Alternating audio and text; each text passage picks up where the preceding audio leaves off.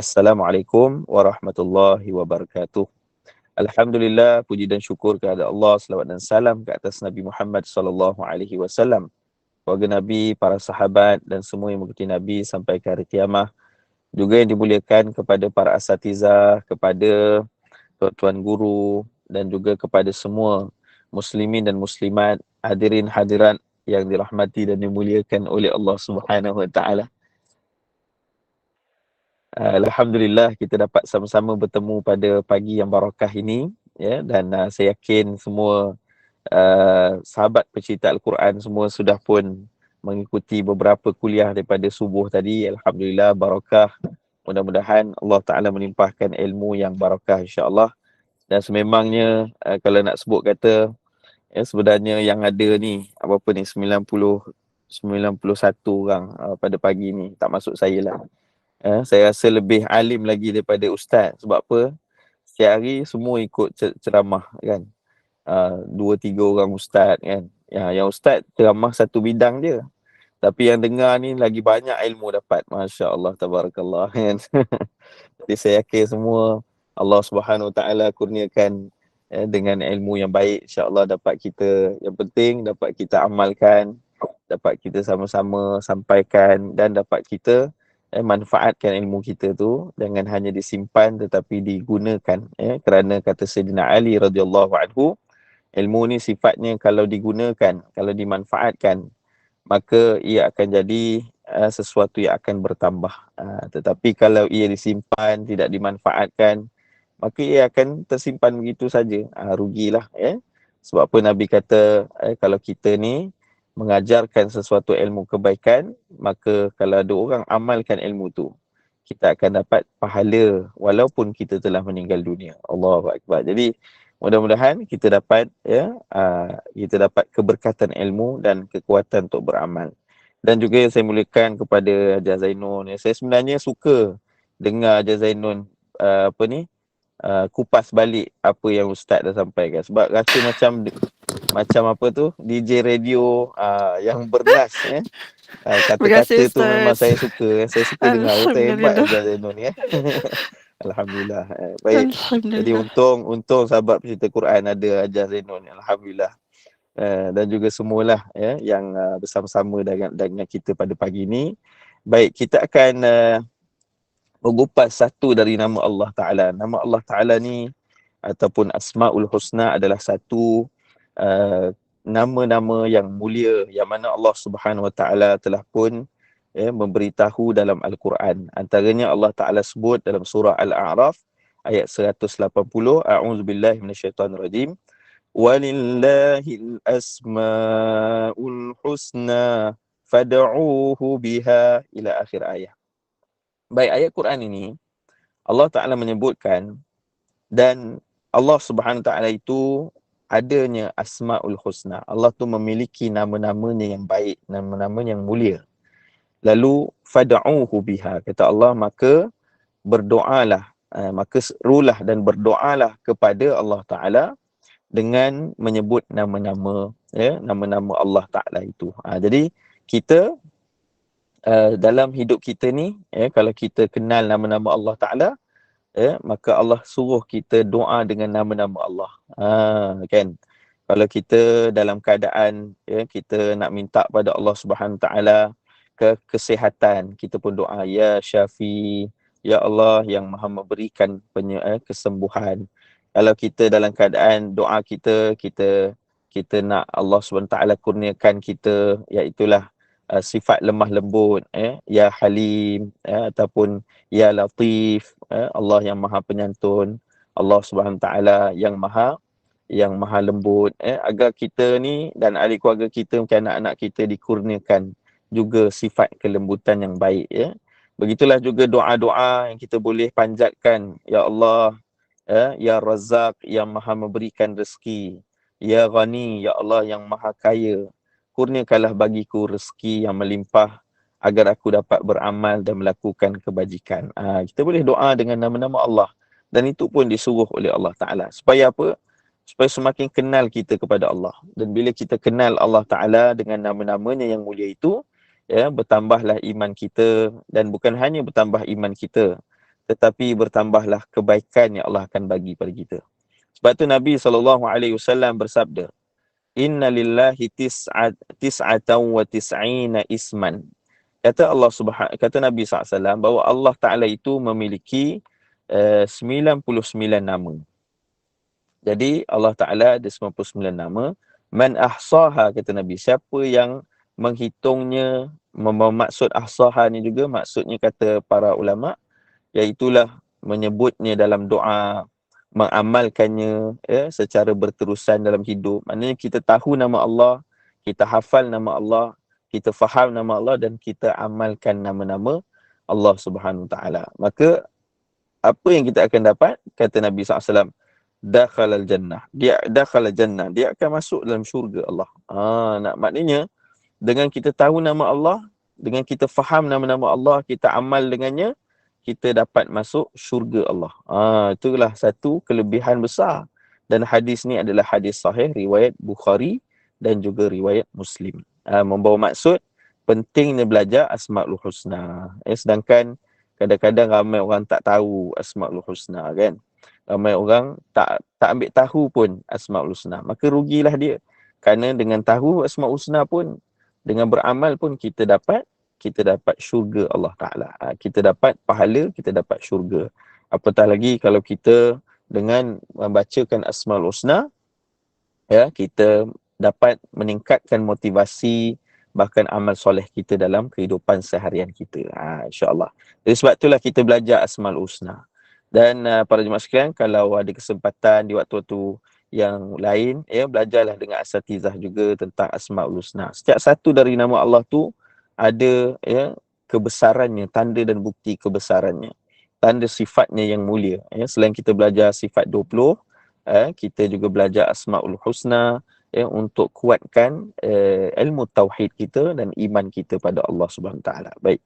Jadi Al-Khabir, yang pada pagi ni kita akan bincangkan Al-Halim. Al-Halim ni membawa maksud Allah yang Maha Penyantun. Baik. Maha Penyantunnya Allah Ta'ala Al-Halim.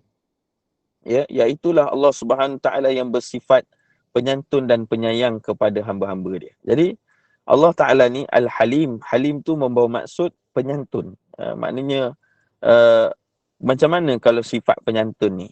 Kalau bagi manusia, manusia halim. Tapi Allah Al-Halim yang Maha Penyantun. Halimnya seorang manusia tu kepada manusia yang lain, berarti dia ni akan buat baik dengan orang, dia akan jaga hati, dia akan jaga perasaan, dia akan jaga kebaikan, dia akan jaga macam-macam kepada seseorang yang lain. Jadi membawa maksud Allah Subhanahu Wa Taala juga sebenarnya lebih lagi sifat penyantunnya kepada hamba-hambanya melebihi daripada manusia menyantuni yang lain. Jadi maksudnya apa? Allah Subhanahu Wa Taala ni memiliki sifat penyantun yang amat-amat besar, sangat-sangat maknanya tinggi, yang Maha Penyantun, yang tidak ada satu pun yang dapat menandingi betapa penyantunnya Allah Subhanahu Wa Taala. Jadi sebab itulah Allah Subhanahu Wa Taala, antara sifat Al-Halimnya Allah Taala kepada kita, apa contohnya? Sebagai contohnya adalah amalan yang mana Allah Ta'ala berikan kepada hamba-hamba dia, iaitu amalan pahala yang besar apabila seseorang hamba ni beramal soleh. Jadi kita tengok dalam hidup kita ni, Allah Subhanahu Wa Ta'ala memberikan kepada kita iaitulah pahala yang besar daripada amalan soleh kita. Sebagai contohnya, apa amalan besar yang Allah bagi? Walaupun amalan tu biasa je, amalan tu kecil je, tapi pahalanya begitu besar sekali. Subhanallah. Itu tanda Al-Halim Allah Ta'ala. Juga tanda Ar-Rahim Allah Ta'ala. Jadi tanda apa? Allah Maha Penyayang dan Allah Maha Penyantun kepada hambanya. Jadi macam manusia lah, kalau kita penyantun kepada orang kan, maksudnya apa? Kalau datang tetamu kan, kita bersantun dengan tetamu, menyantuni tetamu. Kita bagi dia makanan, kita sediakan tempat tinggal dia, kita buat makanan pula, makanan yang bagus-bagus kan, macam Nabi Ibrahim alaihissalam. Macam mana Nabi Ibrahim bila datang tetamu, Nabi Ibrahim alaihissalam sembelih kambing seekor. Kita nak buat kambing pun terkia-kia kata, mahal kambing 1,200 sekarang ni, 1,300 harga dia. Tapi Nabi Ibrahim tak ada keraguan, tak ada hesitation. Dah keluar dah bahasa Jawa. Kan? Tak ada rasa ragu pun. Sembelih je kambing, nak bagi tetamu dia makan. Tengok tetamu dia tak makan kambing tu. Rupanya tetamu dia adalah malaikat. Ini berlaku dalam kisah Nabi Ibrahim ketika datang Jibril dan malaikat Mikail kepada Nabi Ibrahim untuk mengkhabarkan bahawa akan didatangkan berita kepada Nabi Ibrahim. Berita apa tu? Saya just ringkaskanlah sebab dah cerita kan. Iaitulah berita Nabi Ibrahim yang akan mendapat zuriat yang bernama Ishak alaihi salam. Bersama Sarah, dan juga Nabi Ibrahim dikhabarkan nanti iaitulah Nabi Lut alaihi salam, dia akan kaumnya akan dimusnahkan oleh Allah Ta'ala. Kaum yang kufur kepada Allah Ta'ala. Kaum yang mengamalkan LGBT zaman Nabi Lut alaihi salam. Jadi itulah kisah Nabi Ibrahim. Jadi balik pada tadi, kalaulah seorang manusia tu menyantuni seseorang yang lain dengan cara semikian, Allah Ta'ala lebih menyantuni hamba-hamba dia. Antara pertamanya, iaitulah Allah Ta'ala berikan pahala yang besar kepada amalan yang kecil saja. Sebagai contoh, subuh tadi, kalau siapa yang solat fajr, kata Nabi SAW, siapa yang solat sunat sebelum subuh, dia bangun waktu subuh, dia pun solat sunat sebelum waktu subuh 2 rakaat, maka dia akan mendapat apa dia? Kebaikan, kata Allah Ta'ala, kata Nabi SAW, iaitulah pahala seperti dunia dan seisinya. Jadi sebab tu, kita kalau boleh, amallah amalan-amalan ni, kan? Dia pun kecil, tapi pahalanya besar di sisi Allah Subhanahu Wa Taala. Sebab tu kita tengok lagi amalan soleh yang lain, sebagai contohnya solat. Kita solat jemaah, kita dapat 27 pahala, kan? Kita baca Quran, satu huruf Quran, kata Nabi, alif lam mim bukan satu huruf, tapi alif satu huruf, lam satu huruf, mim satu huruf, kata Nabi. Dan setiap huruf tu Allah bagi satu pahala, tetapi Allah gandakan 10 kali ganda. Maka satu huruf kita dapat 10 pahala. Kan Allah Ta'ala Al-Halimnya Allah. Kita baca alif lam mim, kita dapat 30 dah pahala. Kan? Itu pun maksudnya pahala dah banyak dah. Apatah lagi kita sambung dengan ayat-ayat Quran lain, kan? Jadi macam itulah juga penyantun yang Allah memberikan amalan. Contohnya amalan sedekah kita, kan? Sedekah kita sedekah satu, kata Allah Ta'ala dalam surah Al-Baqarah 261, maka kata Allah Ta'ala akan tumbuh satu pohon, seperti tumbuh satu pohon dengan ada sab'a sanabil, ada 7 tangkai, fi kulli sumbulatin mi'atu habbah, setiap tangkai ada 100 pula biji benih.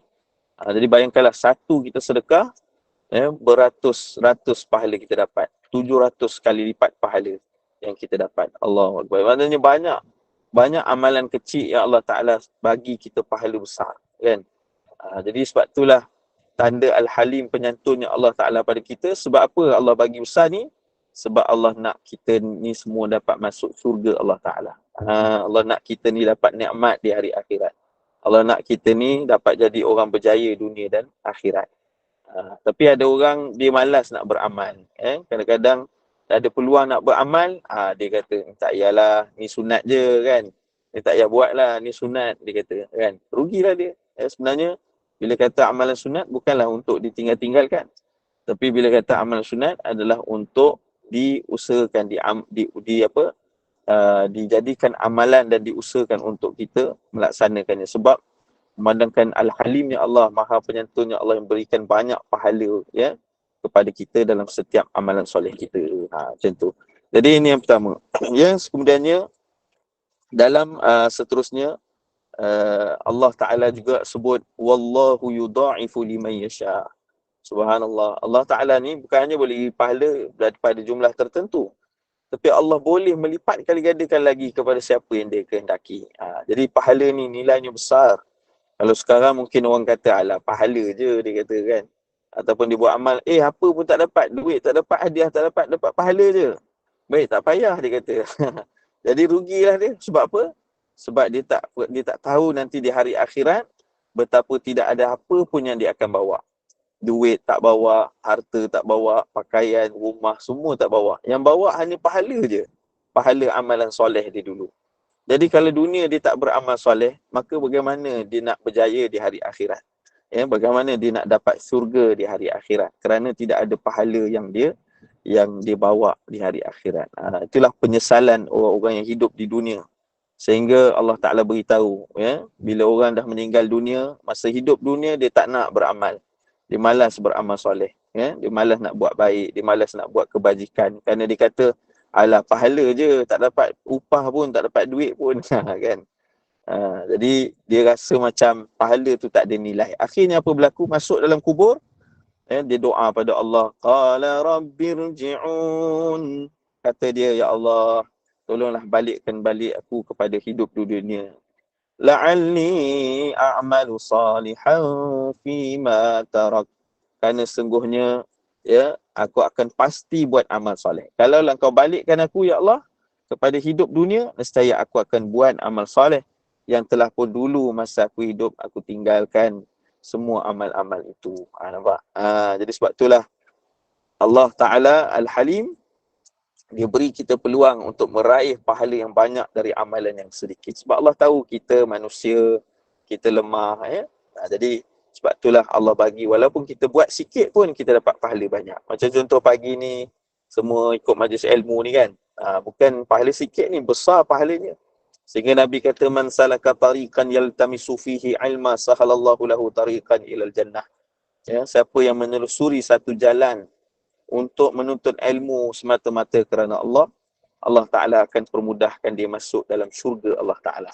Ada pula orang kata, habis tu Ustaz tak pergi jalan mana pun, dekat dalam rumah je ni. Buka Google Meet, terus dah dengar ceramah. Habis dapat ke kelebihan tu? Dapat, insyaAllah. Maksud dari hadis tu, siapa yang menelusuri satu jalan tu, maksudnya siapa yang berusaha lah.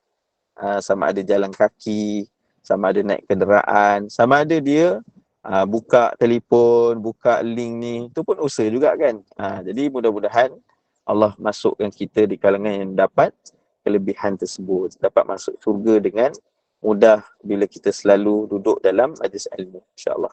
Baik, jadi yang keduanya, Al-Halimnya Allah Ta'ala, iaitu Allah Ta'ala betapa penyantunnya kepada kita hamba-hambanya. Iaitu Allah Ta'ala memberikan kita nikmat yang sangat banyak. Nikmat yang Allah bagi ni cukup banyak. Nikmat kalau kita nak kira lah, cuba kita kira. Nikmat sihat. Pagi ni saja. Sihat, dapat bangun pagi, dapat bernafas, dapat melihat, dapat mendengar, dapat minum, dapat makan. Allah, macam-macam nikmat kita dapat. Macam-macam nikmat kita dapat.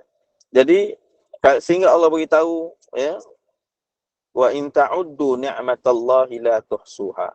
Sekiranya kamu nak kira lah nikmat yang Allah Ta'ala bagi ni, nak senaraikan, nak kira 1, 2, 3, nescaya tidak akan mampu untuk kamu mengiranya. Sebab apa? Terlalu banyaknya nikmat yang Allah Ta'ala bagi kepada kita ni. Banyak sangat. Tak boleh kira dah. Nak hitung satu-satu, belum lagi nikmat yang Allah bagi, nikmat harta, nikmat keluarga, nikmat macam-macam kenderaan, nikmat rumah kita, nikmat itu, ini banyak sangat. Sehingga kita nak senaraikan pun sebenarnya kita tak mampu. Allahu Akbar. Jadi sebab tu banyaknya nikmat Allah Ta'ala bagi ni, dalam keadaan kita ni, Allah Ta'ala nak kita manfaatkan nikmat itu. Allah nak kita gunakan nikmat itu pada jalan Allah Subhanahu Wa Ta'ala. Maka penyantunnya Allah Ta'ala diberi kita banyak macam-macam. Walaupun sebenarnya status kita ni hanya hamba saja.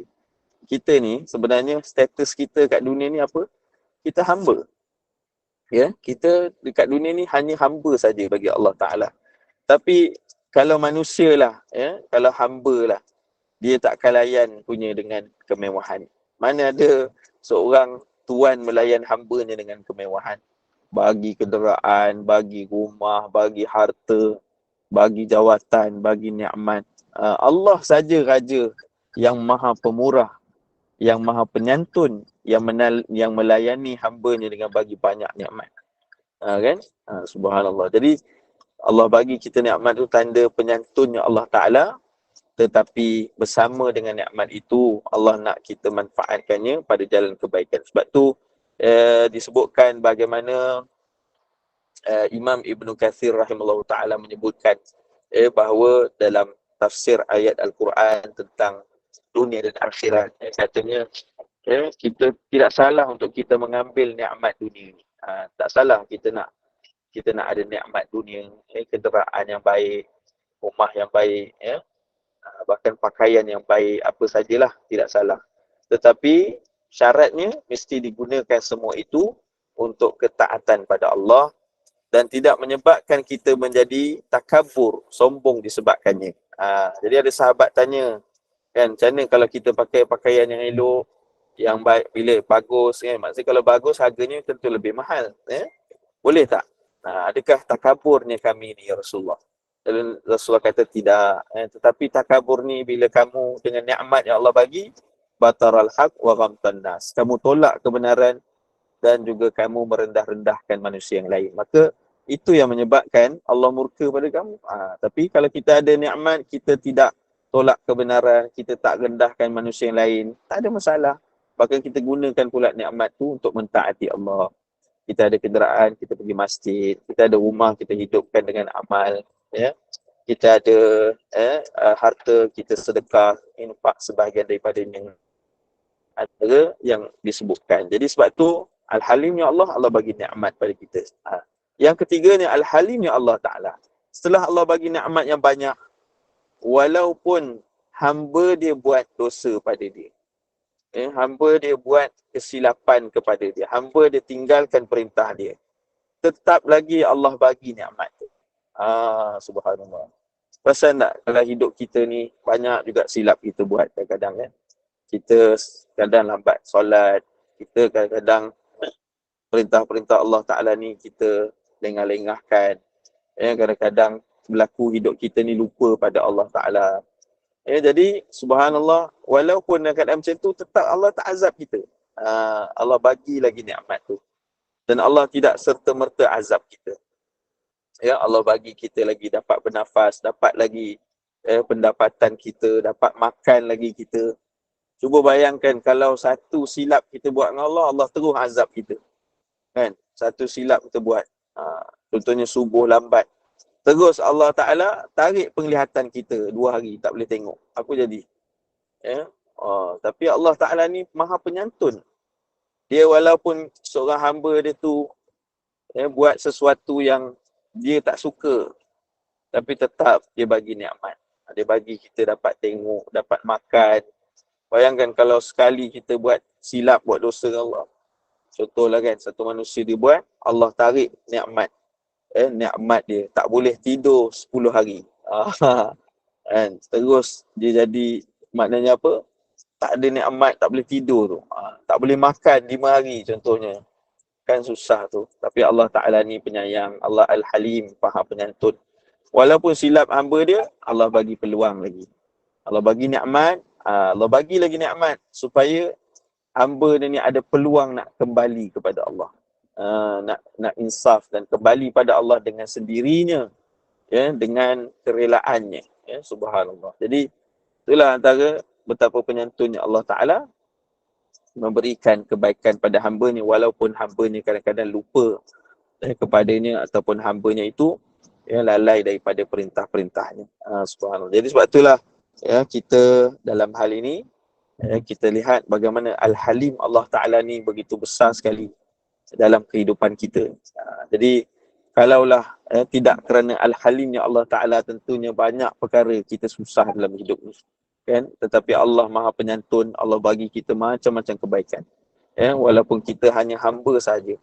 Walaupun perintah-perintah Allah Ta'ala itu kadang-kadang ada manusia lalaikan, tapi tetap Allah bagi nikmat dia, kebaikan kepada dia, agar dia dapat peluang untuk kembali kepada Allah Subhanahu Wa Ta'ala. Baik. Jadi perbahasan daripada Al-Halim ini, perbahasannya. Poin yang pertama, Allah Subhanahu Wa Ta'ala maha lembut dan maha penyantun kepada hamba-Nya. Dia beri peluang pada kita untuk hamba-Nya itu menyedari kesalahannya sendiri, dan kadang-kadang Allah bagi peringatan yang kecil supaya kita dapat balik pada Allah. Apa maksud peringatan yang kecil ni? Kata para ulama, itulah Allah Ta'ala bagi kita sakit, Allah bagi kita sedikit kesusahan, kepayahan, supaya kita dapat kembali pada Allah Ta'ala. Nampak tak? Jadi sebab itulah hidup kita ni kadang-kadang Allah bagi kita sakit, ada batuk sikit, ada demam sikit, ada sesama sikit. Itu sebenarnya rahmat Allah Ta'ala. Itu tanda Al-Halim Allah. Allah penyantun. Allah tak bagi kita, contohlah kalau seorang tu dia buat satu, maknanya dia buat dosa, terus Allah bagi dia penyakit yang teruk-teruk ni, kan? Allah tak buat macam tu, kan? Allah bagi dia sikit-sikit dulu supaya dia kembali pada Allah Ta'ala. Kalau dia jenis yang melengahkan solat, Allah bagi dia sikit teguran. Supaya diingat balik Allah. Walaupun aku ni dalam keadaan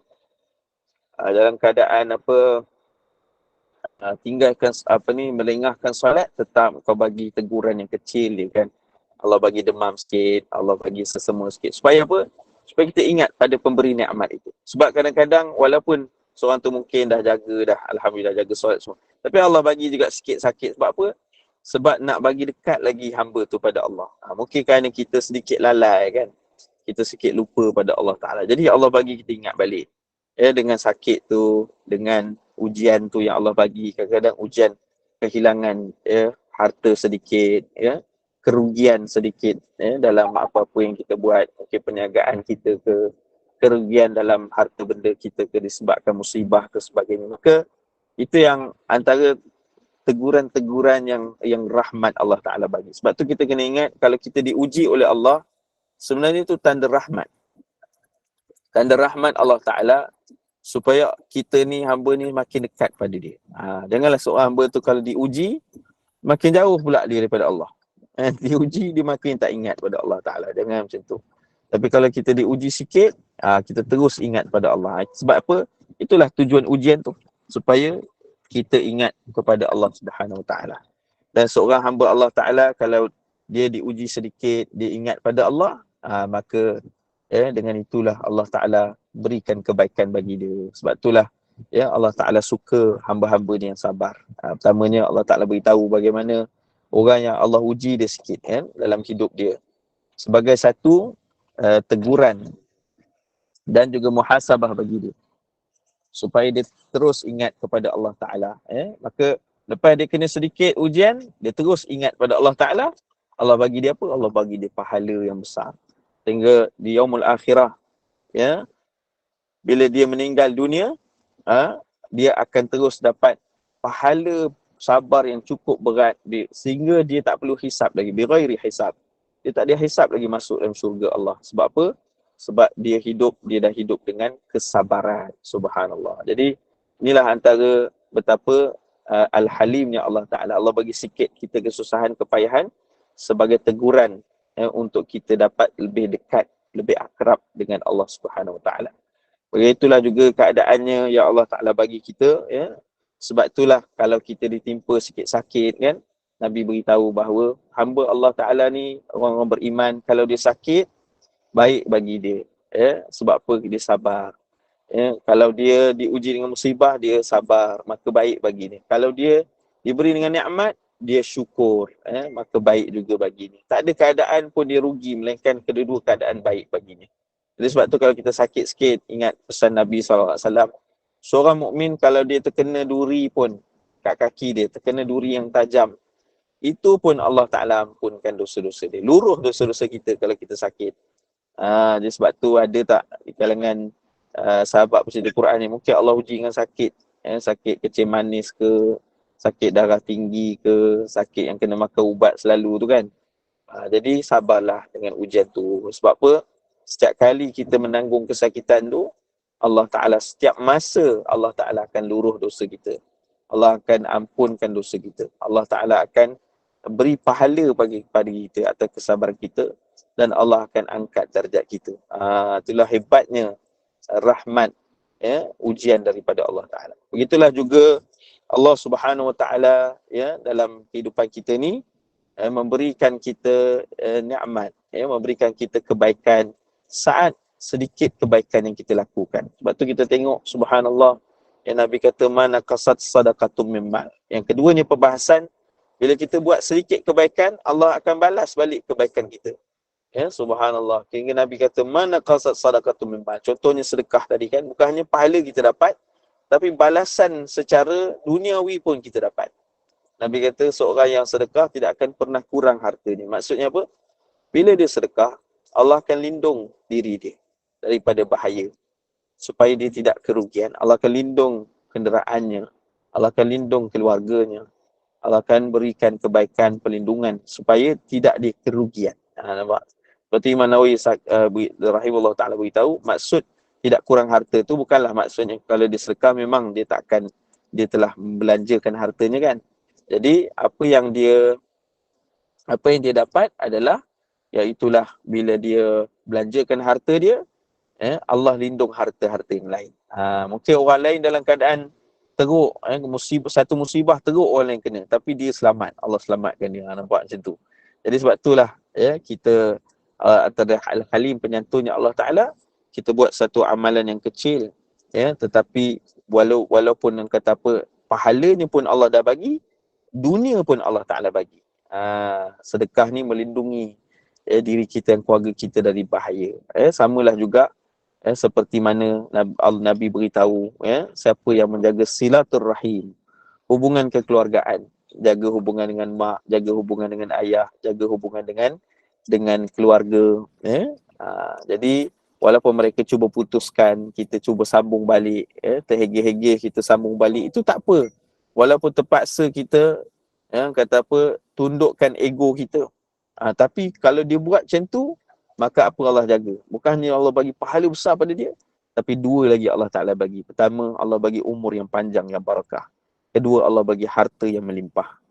Itulah kebaikan menjaga hubungan silaturahim. Dunia lagi Allah dah bagi, apatah lagi di hari akhirat. Subhanallah. Jadi muslimin muslimat yang dirahmati muliakan oleh Allah Ta'ala, sahabat-sahabat pecinta Quran. Jadi yang ketiganya perbahasan Al-Halimnya Allah Ta'ala ini, iaitu Allah Subhanahu Wa Ta'ala membukakan pintu keampunan yang luas kepada kita. Jadi tanda penyantunnya Allah Ta'ala, Allah Ta'ala bukakan pintu keampunan yang luas pada kita. Iaitulah untuk kita kembali kepada Allah Ta'ala. Sebab itu Allah sebut dalam Quran, wasari'u ila maghfiratin min rabbikum. Kata Allah Subhanahu Wa Ta'ala, dan segeralah kamu memohon keampunan kepada Tuhanmu. Itu dalam hidup kita ni, Allah Ta'ala suruh kita segera minta ampun pada Allah. Hamba Allah Ta'ala ni memang akan buat silap. Saya, bahkan kita semua pasti tak terlepas dari kesilapan. Nabi pun beritahu, kullu bani Adam khata'. Jadi, setiap anak Adam, orang-orang yang selalu buat silap. Selalu buat kesilapan, selalu terbuat, kadang-kadang terbuat dosa, terbuat perkara-perkara yang inilah, yang berdosa dan sebagainya. Jadi, apabila seorang yang buat silap, yang paling Allah Ta'ala suka adalah mereka segera minta ampun pada Allah. Bila dia buat silap, dia pun memohon keampunan pada Allah. Bila dia buat silap dengan manusia, dia minta maaf kepada manusia. Itulah orang yang terbaik. Sebab kita tak terlepas dari silap. Janganlah seorang tu jadi orang yang bertangguh-tangguh di dalam memohon keampunan pada Allah. Sebab Allah telah pun menyantuni dia dengan memberikan peluang untuk mengampunkan dosa dia. Sebab tu kita dalam hidup kita seharian ni banyak istighfar. Astaghfirullahalazim, astaghfirullahalazim.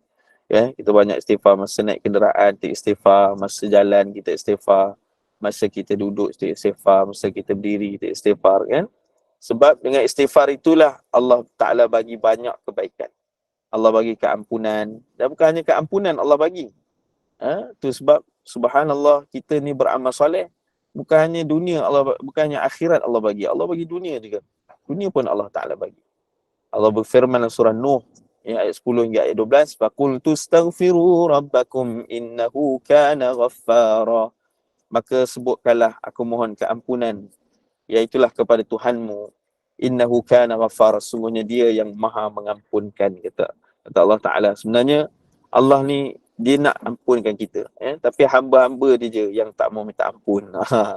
Yang tak mau memohon keampunan kepada Allah Subhanahu Wa Ta'ala. Jadi sebab itulah kita jadilah orang yang segera minta ampun kepada Allah. Dan bila kita selalu minta ampun kepada Allah Ta'ala, kita banyak istighfar. Yursilis sama'a alaikum midrara. Allah akan hujankan daripada langit dengan hujan yang selebat-lebatnya. Maksud kata mufassirin, iaitulah Allah Ta'ala akan melimpahkan rezeki yang melimpah-limpah kepada dia. Tu kunci membuka rezeki adalah istighfar. Begitu juga wa yamdirukum bi amwalin wa banin wa yaj'al lakum jannatin wa yaj'al lakum anhara. Kata Allah Ta'ala, dan juga akan dilipat kali gandakan mal, hartanya, wa banin, dan anak-anak pinaknya. Begitulah juga akan dijadikan baginya surga, taman-taman dan sungai-sungai. Jadi maksudnya, bila kita istighfar, Allah Ta'ala lipat kali gandakan pahala, Allah bagikan keampunan, bahkan Allah Ta'ala lipat kali gandakan harta, dan juga Allah lipat kali gandakan keberkatan dalam keluarga kita. Jadi banyakkan kita istighfar, insya-Allah. Jadi sebab tu Allah Ta'ala ni Al-Halim, Maha Penyantun, sehingga Allah sedia ampunkan hamba-Nya pada bila-bila keadaan pun. Kan kita pernah dengar kisah seorang hamba Allah yang membunuh ramai orang. Bukan dia bunuh nyamuk, dia bunuh orang. 99 orang dia bunuh. Dan bukannya sikit jumlah tu kan. 99 tu masuk dalam satu surau, penuh surau tu kan. Jadi nak beritahu kata 99 orang dia bunuh, kemudian dia menyesal. Dia jumpalah satu orang dan dia kata, aku menyesal dengan perbuatanku. Maka orang tu kata, kamu ni tak boleh dah, takkan diampunkan dah. Lalu dia pun geram, dia bunuh orang tu, jadi 100 orang. Kan? Jadi akhirnya dia pun menyesal balik. Dia jumpa satu orang yang alim. Orang alim ni pun ditanya, bolehkah aku nak bertaubat? Jadi orang alim tu pun kata, boleh. Allah Ta'ala akan ampunkan dosa-dosa kamu kalau kamu sungguh-sungguh bertaubat kepada Allah. Jadi akhirnya dia pun bertaubat pada Allah. Tapi orang lain tu beritahu, kamu kena pindah tempat lain. Sebab kalau kamu tak pindah, kamu akan berubah balik macam dulu. Jadi dia pun telah pun bertaubat, dan dia pun telah pun siap-siap barang dia nak pindah ke tempat yang lebih baik. Tapi akhirnya dia meninggal dunia di tengah-tengah jalan. Jadi akhirnya malaikat pun berebutlah, malaikat rahmat dan malaikat azab, bertanya, bagaimana ya Allah keadaan hamba ni? Lalu Allah Ta'ala beritahu, akhirnya kerana taubat dia tu, kerana dia betul-betul minta ampun pada Allah, Allah ampunkan dia. Jadi masuk ke dalam rahmat Allah dan dijauhkan daripada azab Allah Ta'ala. Subhanallah. Jadi maksudnya apa? Itulah hebatnya kuasa istighfar dan taubat.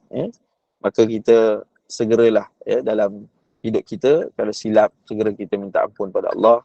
Kalau silap dengan manusia, segeralah kita minta kemaafan kepada manusia tersebut. Baik. Kemudian seterusnya, iaitulah kita sebut tentang renungan yang kita boleh lakukan, ataupun apakah yang kita boleh amalkan daripada nama Allah Al-Halim. Baik. Maha Penyantun Allah SWT. Maka yang pertama sekali, segeralah kita minta iaitulah keampunan pada Allah jika kita melakukan kesilapan. Seperti yang kita sebut tadi. Ini yang pertama. Jadi sebabnya kita balasilah kesantunan Allah Ta'ala kepada kita itu dengan menjadi orang yang penyantun kepada Allah. Bagaimana? Iaitulah dengan kita ni menjadi hamba Al-Halim, kita datangkan sifat Halim, menyantun kembali nikmat yang Allah Ta'ala berikan. Maka kalau Allah bagi nikmat keampunan yang luas, kita segera minta ampun. Allah bagi nikmat harta yang banyak, kita segera bersedekah sebahagian daripadanya. Allah bagi nikmat kesihatan, kita gunakan kesihatan untuk beramal soleh. Allah bagi kita nikmat jawatan dan harta itu untuk melakukan kebajikan dan amal soleh. Jadi itulah bagaimana kita membalasi kesantunan Al-Halimnya Allah yang Maha Penyantun yang telah Allah anugerahkan kepada kita. Begitulah juga itu yang pertama. Begitulah juga yang kedua seterusnya, iaitulah kita manfaatkanlah iaitulah nikmat yang Allah Ta'ala bagi, sehingga janganlah kita sombong kepada Allah Subhanahu Wa Ta'ala. Jangan seorang tu menjadi sombong dalam kehidupannya dengan nikmat yang Allah Ta'ala bagi. Sebab semua nikmat itu semua adalah pinjaman daripada Allah. Allah pinjamkan kepada kita dengan tujuan supaya kita dapat memanfaatkan ia untuk melakukan ketaatan kepada Allah. Maka jangan seorang tu disebabkan harta dia lupa pada Allah, disebabkan perniagaan dia lupa pada Allah, kesibukan dunianya menyebabkan dia jadi orang yang lupa kepada Allah, tak tunaikan perintah-perintah Allah Subhanahu Wa Taala. Maka dengan itu manfaatkan nikmat yang Allah Ta'ala bagi untuk melakukan ketaatan, bukanlah untuk kesombongan dan perkara-perkara yang dimurkai oleh Allah Ta'ala. Seterusnya renungan apa yang kita boleh amalkan yang ketiga. Yang ketiganya, Allah Al-Halim, maka jadilah kita halim, orang yang ada sifat penyantun. Ya? Janganlah seorang mukmin itu tak ada sifat penyantun pun pada diri dia. Kan? Bila tak menyantuni orang ni, dia jadi tidak beradab lah maksudnya. Dengan orang cakap keras, dengan orang cakap maknanya apa, tidak ada hablum minan nas. Sebab hidup kita ni Allah suruh jaga dua. Hablum minallah wa hablum minan nas. Jaga hubungan dengan Allah dan jaga hubungan dengan manusia. Ada orang ke belakang, anak saya ke belakang. Jadi apabila kita menjaga hubungan dengan manusia, maka kita juga jaga hubungan dengan Allah. Dengan itulah kita jadi hamba Allah dan khalifah Allah yang terbaik. Sebab tu hidup kita ni tak boleh jaga satu je. Kalau kita jaga hubungan dengan Allah, kita tak jaga hubungan manusia, boleh jadi sebab tu kita ada seorang tu diazab di hari akhirat. Kan berlaku di hari akhirat, kata Nabi SAW, orang yang bawa banyak amalan soleh, dia rajin puasa, dia rajin sedekah, dia rajin solat, dia rajin buat amal. Tapi apabila sampai di hari akhirat, ramai orang beratur menuntut kepada dia. Apa yang dituntut? Menuntut supaya dibalas balik kepada dia. Kepada orang tu. Akan kesilapan, akan disebutkan dengan akhlak yang buruk yang telah dia buat pada orang tu. Lalu orang ni pun maknanya apa, masa dunia dulu dia kuat beribadah tapi dia kerap cakap buruk pada orang. Orang ni pun datang, ya Allah, dulu dia selalu hina aku ya Allah, sehingga kehidupan aku jadi teruk disebabkan dia. Maka hari ni kena balas balik, kena bayar balik. Macam mana bayar? Dengan pahala. Kan? Datang pula orang lain, ya Allah, dia selalu kutuk aku dulu dalam WhatsApp group, dalam Facebook ke, kena bayar balik dengan pahala. Tak boleh bayar dengan duit, kena bayar dengan pahala, ganti rugi. Sampai tengok ramai lagi beratur, akhirnya pahala pun dah habis, ambil pula dosa orang tu, ambil pula dosa, dan akhirnya menyebabkan dia jadi muflis di hari akhirat. Sepatutnya dia masuk syurga, tapi kerana tidak ada akhlak dan adab, tidak menjadi orang yang penyantun kepada orang lain, akhirnya dia jadi orang yang membuat yang akhirnya masuk dalam neraka Allah Ta'ala disebabkan dosa-dosa, kerana dia menyakiti hati orang lain. Sebab tu kita kena jaga hubungan dengan Allah, dengan manusia. Dan kalau kita jaga hubungan dengan manusia, Allah Ta'ala suka. Sebab tu Nabi SAW beritahu, wallahu fi auni al-abdi ma kana al-abdu fi auni akhihi. Seorang tu kalau dia suka tolong orang lain, suka tolong hamba Allah yang lain, maka Allah akan pasti suka, Allah juga suka menolong dia. Allah juga pasti memandang dia. Jadi sebab tu kita dalam hidup ni cari peluang hari-hari nak tolong orang. Apa tolong kita boleh buat? Tolong ahli keluarga kita ke, tolong jiran kita ke, tolong siapa ke, biarpun benda tu kecil, tapi kalau kita suka tolong orang, Allah akan tolong kita. Carilah peluang tolong orang, kan? Jadi sebab tu sifat penyantun kita juga Allah Ta'ala suruh zahirkan, sehingga Nabi SAW beritahu, man kana yu'minu billah wal yawmil akhir, siapa yang beriman kepada Allah dan hari akhirat. Nabi SAW selalu kaitkan iman kepada Allah dan hari akhirat dengan akhlak kita. Jadi Halim tu adalah sifat yang akhlak, sifat yang mulia, sifat yang cukup hebat, sifat Allah Ta'ala yang agung, yang mana kita nak mudah-mudahan ada sifat kesantunan tu dalam diri kita. Jadi kita menyantuni, kata Nabi SAW, kalau kamu benar-benar beriman kepada Allah dan hari akhirat, maka falyakul khairan aw liyasmut, kamu pasti akan cakap yang baik saja pada orang lain, ataupun kamu diam diri saja. Itu tanda kesantunan kamu. Yang keduanya, man kana yu'minu billah wal yawmil akhir, siapa beriman kepada Allah dan hari akhirat, falyukrim jarahu, maka hendaklah dia memuliakan yang disebutkan dengan kejiranan dia. Jadi itu maksudnya, kita menyantuni jiran, kita buat baik pada kejiranan, walaupun dia bukan Muslim, itu adalah tanda iman kita pada Allah. Hatta akhlak baik, kesantunan yang kita beri pada orang, boleh jadi akhlak itu menjadi sebab orang lain dapat petunjuk Allah Ta'ala, dapat hidayah. Saya bagi ceramah pada para mu'allaf, lebih kurang 150 lebih orang tahun lepas, 2022. Dan tahun ni saya baru sampaikan lebih kurang dalam 50-60 orang.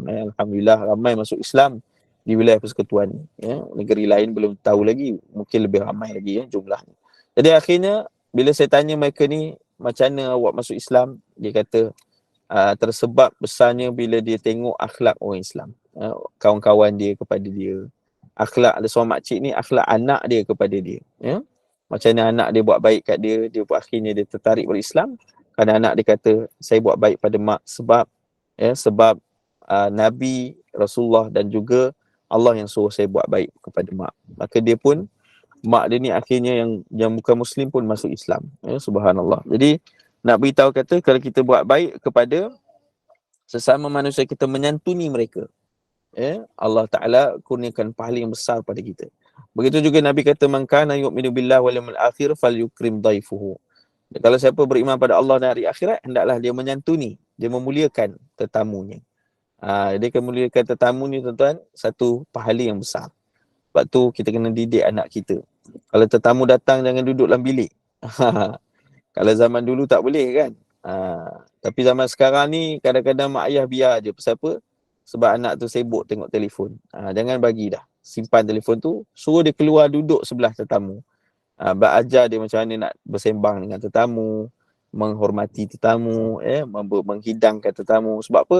Itu adalah kata apa, salah satu daripada akhlak Islam, akhlak yang diajar Nabi Muhammad sallallahu alaihi wasallam. Maka tanda berimannya kita pada Allah adalah kita memuliakan tetamu kita.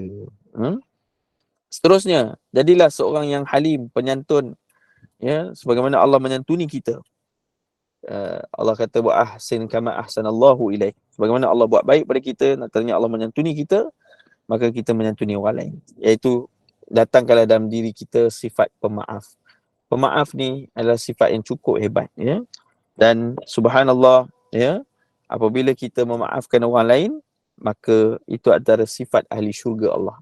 Jadi sebagaimana Allah memaafkan kita, kita juga jadilah orang yang pemaaf, boleh memaafkan orang lain, ya. Jadi kalau kita memaafkan, suka memaafkan kesilapan orang lain, itu antara ahli syurga Allah Ta'ala. Pernah berlaku di negara US, ya. Di negara US, yang mana negara ini ada seorang lelaki ni dia mabuk, berlaku satu kisah. Lelaki ni dia mabuk, kemudian secara tiba-tiba dalam keadaan tu dia jumpa seorang lelaki yang sedang hantar pizza.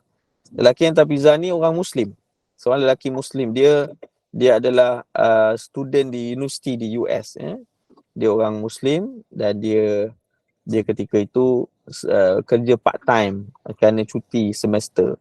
Dia tengah hantar pizza. Jadi orang yang mabuk ni, dia pergi minta duit pada orang ni, kemudian dia bunuh orang ni yang hantar pizza ni. Jadi orang hantar pizza ni orang Muslim, dan bapa dia adalah profesor, bapa dia doktor profesor dekat satu daripada universiti di US. Akhirnya apa berlaku, lelaki yang mabuk ini ditangkap, kemudian didakwa di mahkamah. Ketika pendakwaan di mahkamah tu, bapa kepada orang yang dibunuh ni kisah benar berlaku, tak silap saya tahun 2017 ke 2016, bapa kepada anak yang dibunuh ni, dia Muslim, dia profesor doktor Muslim. Dia kata, saya memaafkan kamu. Subhanallah. Padahal orang tu membunuh anak dia kan, tapi dia maafkan. Dan bila yang orang yang bunuh tu memang menyesal kerana dia mabuk kan, dia bunuh orang lain. Jadi subhanallah, hebat akhlak Islam sampai hakim tu pun menangis, hakim non Muslim tu pun menangis, menunjukkan hebatnya akhlak Islam ni, sehingga bapa kepada mangsa yang dibunuh tu pun, doktor tu pun dia cakap bagaimana Allah suka seorang yang memaafkan, dan bagaimana kamu buat keburukan tu sebenarnya disebabkan syaitan. Maka itu di antara didikan yang diajarkan Nabi SAW, bahkan diajarkan agama kita, bagaimana kita menyantuni orang lain juga antara satu sifat besar kesantunan yang kita boleh buat adalah memaafkan orang lain. Balik pada tadi, maka dengan itulah diajarkan Nabi Muhammad SAW, iaitulah beberapa amalan-amalan untuk menyantuni kepada manusia. Antaranya pertama, Nabi ajar kita menyantuni kejiranan kita kepada kaum muslimat, Nabi pesan kalau masak tu biarlah banyak kuah. Nabi pesan. Kenapa? Supaya dapat kamu berikan, agihkan kepada jiran-jiran kamu. Sebab apa? Orang dulu rajin kan? Orang dulu-dulu kalau masak, dia suruh kita anak-anak ni pergi hantar makanan dekat jiran-jiran kan? Jadi kita pula zaman sekarang ni mungkin kerana kesibukan dan sebagainya, dah tak hidup sangat dah amalan tu. Padahal amalan tu disuruh Nabi SAW. Dia sunnah. Maka tu kesantunan yang kita boleh buat. Kita pun buatlah. InsyaAllah kita dapat pahala yang besar. Ya, kita dapat pahala besar dengan beramal tu. Juga disuruh dalam agama untuk kita menyantuni orang-orang yang lebih tua kepada kita. Ya, sehingga disebut dalam hadis Nabi SAW bagaimana kita disuruh mengasihi yang kecil dan menghormati yang lebih tua. Jadi kalau yang tua, kasih kepada yang kecil. Kalau yang muda, hormat kepada yang lebih tua. Dengan itulah akhlak Islam, kesantunan yang diajar Islam. Jadi sebab tu kalau kita nampak orang tua, sebenarnya kalau dekat public ke kan, kita kat bas ke, dekat train ke, kalau orang lebih tua, orang yang susah, orang yang lebih tua, kita suruh dia duduk kan. Kita yang duduk, kita bangun. Itu adab yang diajarkan. Sebenarnya adab tu bukan hanya dalam orang kata apa, orang kata apa, kebaikan sama manusia yang dianjurkan saja. Tetapi sebenarnya kalau kita orang Muslim buat, itu adalah sunnah Nabi SAW. Kita tolong orang yang susah kan. Jadi sebab tu bila dalam hidup kita ni, bila kita menyantuni orang-orang yang susah, menyantuni orang-orang yang lebih payah pada kita, kita dapat pahala besar di sisi Allah Ta'ala. Dan Allah akan berkatkan rezeki kita ni.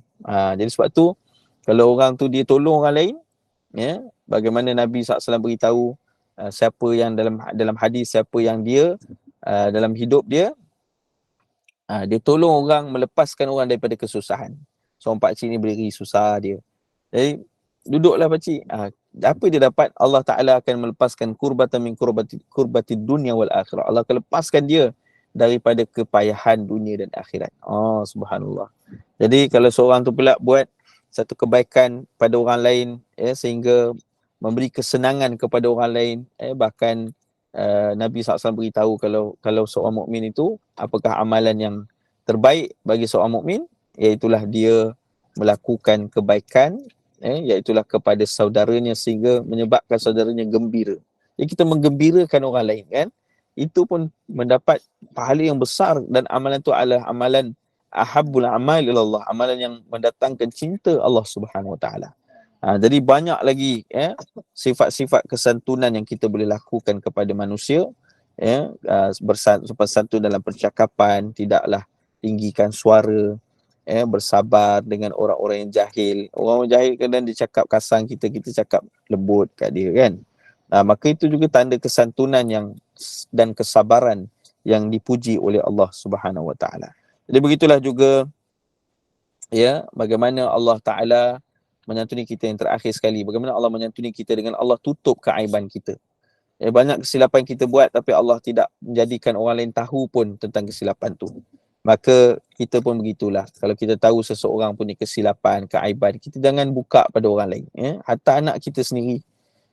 Maka kita kalau macam dia buat silap, kita jangan buka keaiban dia. Kita bagi dia peluang, kita beri dia nasihat, kita beri dia peluang untuk dia kembali kepada Allah Subhanahu Wa Taala. Mudah-mudahan dengan itu sifat lemah lembut dalam dakwah itu adalah sesuatu yang dituntut. Sebab tu bagaimana Allah Ta'ala menyantuni kita dengan Allah Ta'ala mengajak kita kembali pada dia dengan cara yang cukup baik, cukup halus.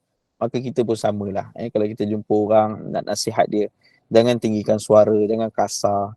Sehingga kita lihat Nabi Musa AS berdakwah dengan Fir'aun. Fir'aun ni siapa? Yang mengaku Tuhan. Teruk dah Fir'aun ni. Fir'aun ni teruk dah. Tapi pun Nabi Musa nak pergi jumpa Fir'aun, Allah pesan pada Nabi Musa, sebutlah kepada Fir'aun itu bisautil lain, dengan suara yang lembut kepada dia. Jangan kasar-kasar dengan dia. Itu Fir'aun tu. Apatah lagi orang lain. Orang lain ni tak adalah macam Fir'aun kan. Jadi kita pun sebutlah dengan suara yang lembut, suara yang baik, percakapan, teguran yang membina, teguran nasihat yang lembut, agar seorang tu mudah-mudahan dikurniakan hidayah. Kalau dia tak mau terima lagi, kita doa, ya Allah berilah hidayah pada dia. Akhirnya insya-Allah usaha kita tu membawa diri kita dan juga orang yang kita tegur itu ke arah lebih mendekati Allah Ta'ala, kembali pada Allah, dan semoga dengan itu kita dikurniakan dengan sifat Al-Halim, dan moga-moga juga Allah Subhanahu Wa Ta'ala merahmati kita dan kita mendapat kebaikan dan kejayaan dunia dan akhirat, insya-Allah. Amin ya rabbal alamin.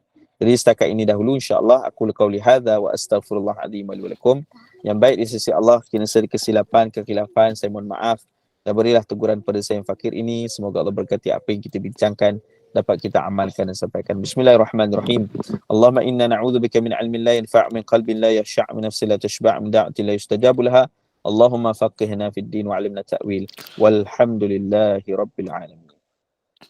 Terima kasih Ustaz. Alhamdulillah. Jazakallah khairan kepada Ustaz Muhammad Arif Zaki di atas pengurusan ilmu mengenai Asmaul Husna, iaitu Al-Halim. Sebagaimana Allah SWT memperkenalkan dirinya dengan nama Al-Halim pada beberapa tempat di dalam Al-Quran itu sendiri. Nama Al-Halim merupakan milik Allah SWT, menggambarkan betapa lembut dan penyantunnya sifat Allah SWT, kerana Allah memberikan kita kesempatan pada hamba-Nya bagi menyedari kesalahan yang mereka lakukan, lalu menyesali dosa-dosa dan berubah serta bertanggungjawab atas apa yang dilakukan. Dan dari itulah adanya Asmaul Husna, 99 dari nama Allah ya Subhanahu Wa Taala itu Al-Halim. Semoga ini memberikan sedikit sebanyak kefahaman dan manfaat bagi kita semua, dan semoga sama-samalah kita sebarkan perkongsian ilmu ini dan jadikan ia sebahagian daripada amal jariah kita, insya-Allah. Amin, insya-Allah. Amin, amin. Dan terima kasih Ustaz dan pada jemaah sekalian, sama-sama kita duduk daripada pagi tu tadi Ustaz subuh tu sampai banyak ke pahala. pagi ni, banyak kita dapat sebenarnya Ustaz kan. Dan Ustaz kita akhiri dulu Ustaz majlis ini dengan menangguhkannya dengan tasbih kafarah dan surah Al-Asr. Silakan Ustaz. Bismillahirrahmanirrahim. Subhanakallahumma wa bihamdika asyhadu an la ilaha illa anta astaghfiruka wa atubu ilaik. Bismillahirrahmanirrahim. Al-'asr innal insana lafi khusr illa alladhina amanu wa 'amilus salihati wa tawassaw bil haqqi wa tawassaw bis sabr. Assalamualaikum warahmatullahi wabarakatuh. Waalaikumsalam warahmatullahi wabarakatuh. Terima kasih Ustaz. Terima kasih Ustaz. Waalaikumsalam. Sama-sama. Waalaikumsalam.